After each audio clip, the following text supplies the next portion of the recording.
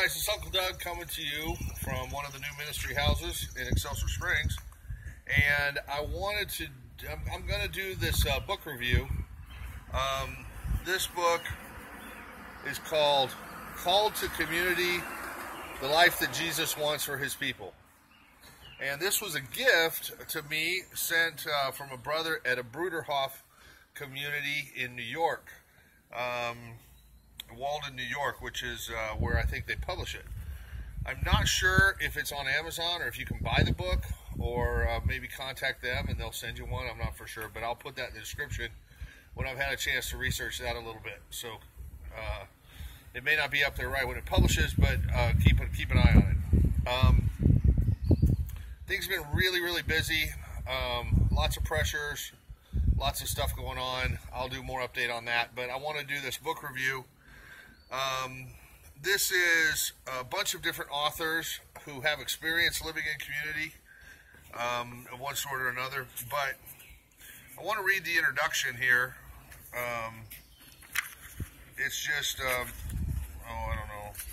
Oh wait, that's not the, I want to read the first part here.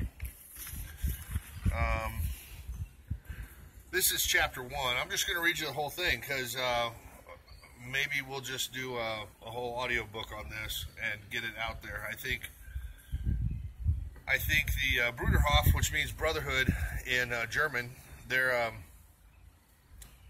well, you can research them. I don't want to misspeak about their beliefs and who they are and whatever, but they're a group like the Hutterites or the Amish or the Mennonites or whatever that's been living in community for a long time, and pretty good at it, I think. In a lot of ways. Anyway, this is chapter 1, The Great Idea. This is by Fyodor Dostoevsky. He had long been an official in the town. He was in a prominent position, respected by all, rich, and had a reputation of benevolence. He subscribed considerable sums to the almshouse and the orphan asylum. He was very charitable, too, in secret, a fact which only became known after his death. He was a man of about 50, almost stern in appearance and not much given to conversation. He'd been married for 10 years, and his wife, who was still young, had borne him 3 children. While I was sitting alone in my room the following evening, when my door suddenly opened and this gentleman walked in. From that time forth, he came to see me nearly every evening, and we should have become greater friends if only he had ever talked of himself. But about himself, he scarcely ever said a word, yet continually asked me about myself. In spite of that, I became very fond of him and spoke with perfect frankness to him about all my feelings. For, thought I, what need have I to know his secrets, since I can see without that he is a good man? Moreover, though he is such a serious man and my senior, he comes to see a youngster like me and treats me as his equal. And I learned a great deal that was profitable from him, for he was a man of lofty mind. That life in heaven, he said to me suddenly, that I have long been thinking about. And all at once he added, I think of nothing else indeed. He looked at me and smiled. I am more convinced of it than you are. I will later tell you why. I listened to him and thought that he evidently wanted to tell me something.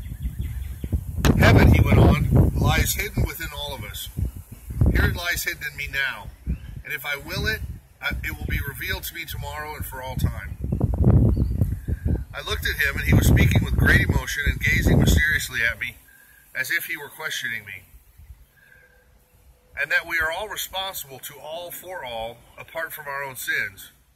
You were quite right in thinking that, and it is wonderful how you can comprehend it in all its significance at once. And in very truth, so soon as people understand that, the kingdom of heaven will be for them not a dream, but a living reality. And when, I cried out to him bitterly, when will that come to pass? And will it ever come to pass? Is not it simply a dream of ours? What then? You don't believe it, he said. You preach it and don't believe it yourself. Believe me, this dream, as you call it, will come to pass without doubt. It will come, but not now. For every process has its law. It's a spiritual, psychological process. To transform the world, to recreate it afresh, people must turn into another path psychologically. until you have become really, in actual fact, a brother to everyone, brotherhood will not come to pass. No sort of scientific teaching, no kind of common interest will ever teach people to share property and privileges with equal consideration for all. Everyone will think his share too small, and they will always be envying, complaining, and attacking one another. You ask, when will it come to pass? It will come to pass, but first we have to go through the period of isolation. What do you mean by isolation? I asked him.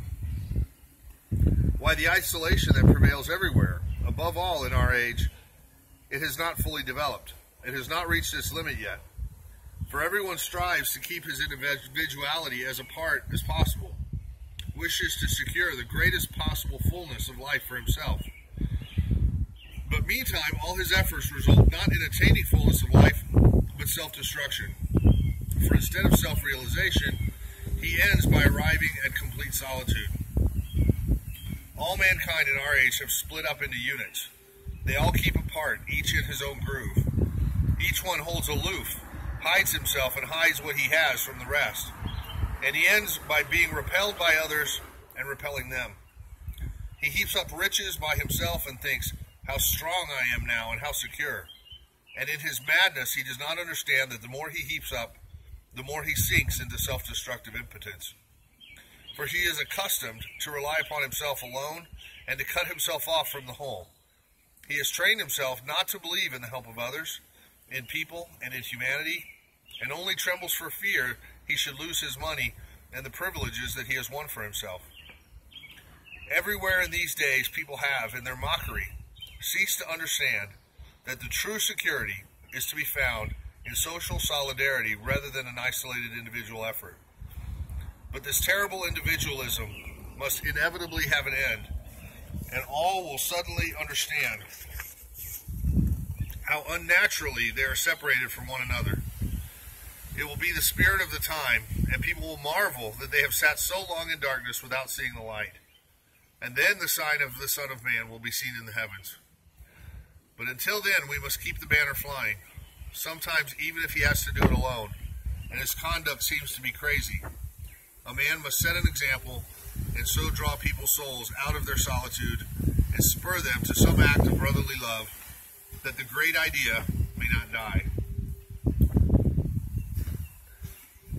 That's chapter 1. I get the whole man stand alone great idea thing. I've got a video called The Parable of the Bonfire, where I talk about that place of unity and community, the fire that the Lord lit. But the darkness whispers and sirens sing their song, and people pull away and start their own little strange fires. But somebody has to go back to that place of unity, and even if they've just got one little flame, one little coal burning, and that's the nuclear firepower. That's the one God's going to blow away. That's the one that's going to be real. Anyway, hope the audio's okay. The wind picked up. We're going to do some more reading out of this book, Called to Community.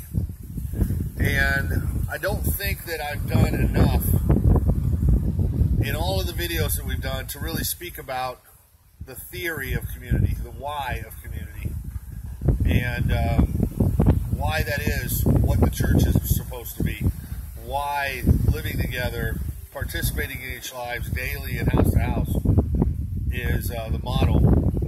The difference between a 24/7 learning lab and a couple hours a week sitting in a pew being lectured to, and how much people can change in a live-in all the time kind of situation like that.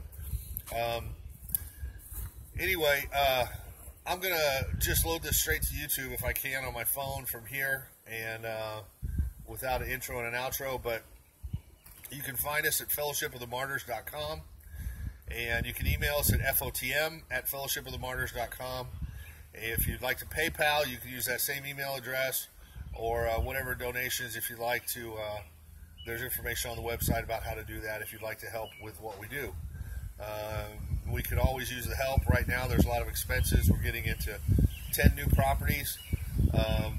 getting out of Liberty and getting closer to the farm, and a lot of work there as well. But anyway, we'd love to hear from you in the comments and emails if you like. Those always go to me. I read all of those. Sometimes it takes a while to get all the comments approved, but I always read the emails, even if I don't answer you real fast. And would love to hear from you, and appreciate your prayers. Thank you very much. We're going to talk some more about community and the hows and whys. That's unnecessary. And if I don't see you sooner, I'll hug you in heaven. God bless you all. In the name of Jesus.